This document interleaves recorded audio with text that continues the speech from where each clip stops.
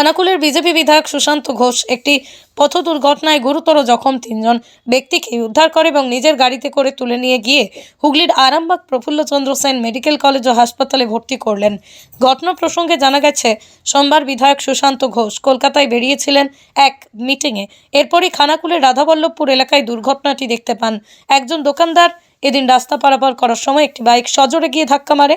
এই ঘটনায় বাইক আরোহী সহ যিনি রাস্তা পারাপার করছিলেন তিনিও আহত হন। তা দেখেই সুশান্ত ঘোষ তাদের উদ্ধার করে দ্রুত চিকিৎসার জন্য নিয়ে যায় হাসপাতালে এবং আহতদের চিকিৎসার ব্যবস্থাও করেন তিনি। জানা গেছে, আহত দোকানদারদের নাম প্রবীর কুমার মাইতি। আহত দুজন বাইক আরোহীর মধ্যে একজনের নাম ওয়াসিম, আর একজনের নাম জানা যায়নি। এ বিষয়ে আরও কি জানা যাচ্ছে বিস্তারিত দেখুন 24 আওয়ার্স আরামবাগের রিপোর্ট।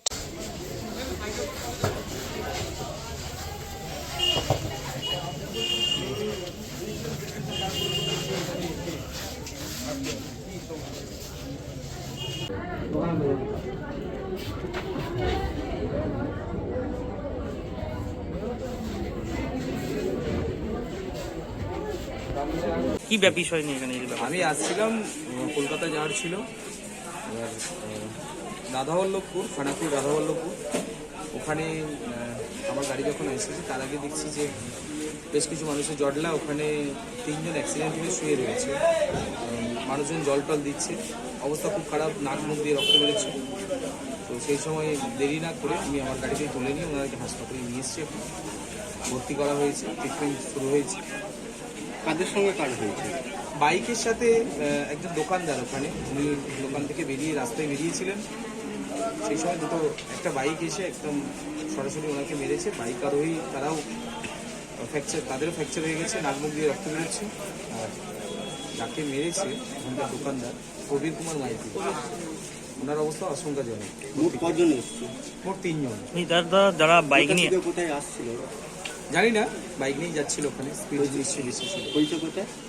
রাধাবল্লভপুর, খানাকুল রাধাবল্লভপুর। দাদা, যে 2 জন বাইক আরোহী তারা তৃণমূলের কর্মী, এটাই জানা যাচ্ছে। দেখুন, আমার কাছে কর্মীর কোনো বিষয় নেই। আমার কাছে বিষয় হচ্ছে মানুষ এই সময় সমস্যায় পড়েছে, কঠিন অবস্থায় পড়েছে, প্রাণটা বাঁচাতে হবে, এটাই আমার কাছে বড় ছিল। কে কোন দলের আছে সেটা আমি দেখি। চলছে, সম্ভবত ভর্তি নিচ্ছে। নাম কি জানা গেছে? একজনের নাম ওয়াসিম নাকি নাম আছে, এরকম শুনলাম। প্রবীর কুমার মাইতি। কোথায় বাড়ি এদের জানা আছে? বাড়িগুলো সম্ভবত আরামবাগ সাইডের মধ্যে। সন্তানের পরে মন বসছে না, প্রচুর পরিশ্রম করেও আপনি আশানুরূপ পারিশ্রমিক পাচ্ছেন না, যার ফলে আর্থিক সংকট আপনার জীবনে দুঃখ এবং চাপের ছায়া ফেলেছে। দেনার ভারে জর্জরিত স্বামী স্ত্রীর মধ্যে প্রতিনিয়ত ভুল বোঝাবুঝি বেড়েই চলেছে। নতুন বাড়ি কিনেছেন, কিন্তু সেই স্বপ্নের বাড়িটা যেন আরও দুর্ভোগ নিয়ে এসছে আপনার জীবনে। আপনি ভাবছেন সস্তায় পাওয়া বাড়িটা নেওয়াটাই কি সঠিক সিদ্ধান্ত ছিল? এমনই সব দ্বিধাদ্বন্দ্ব এবং জীবনের কঠিন মুহূর্তে আপনাকে সঠিক পথে পরিচালিত করবেন আন্তর্জাতিক খ্যাতিসম্পন্ন স্বর্ণপদক ও স্বর্ণ মুকুটপ্রাপ্ত ডক্টর অজয় শাস্ত্রী। তিনি শুধু আপনাকে পথই দেখাবেন না, আপনার জীবনে সত্যিকারের সুখ, শান্তি, ঐশ্বর্য, অর্থ যেন সঠিক সময় আপনার কাছে পৌঁছে দেয় সেই দায়িত্বও নেবেন। তাঁর অভিজ্ঞতা এবং জ্ঞানের আলোতে আপনার জীবন হয়ে উঠতে পারে নিরুদ্বেগ ও সমৃদ্ধির পথে ধাবমান।